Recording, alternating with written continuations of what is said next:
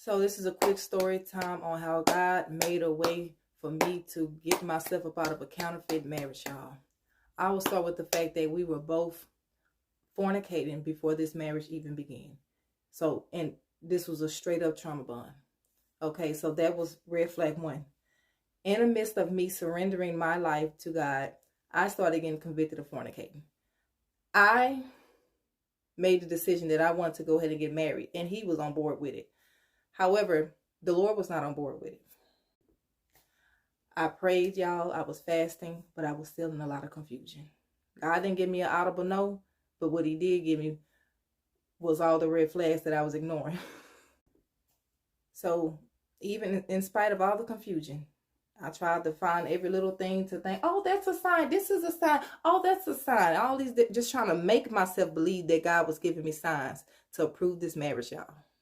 So I decided to go ahead and marry this man anyway. Been knowing him on and off for 6 years, but decided because I'm in my journey with God that I'm going to go ahead and do things the right way. So what would begin to be a huge mistake actually turned out to be a lesson learned. And I'm able to come here and talk to you all and let you all know the precautions, the consequences that you can face if you go and marry somebody that's outside of the will of God. First of all, God would never ordain a marriage that is built on lust and fornication. That's one. Second of all, God says what he joined together, let no man pull asunder, and to not be unequally yoked. So a person could say they're a Christian all day long, but the fruits, the Bible says you'll know them by their fruits.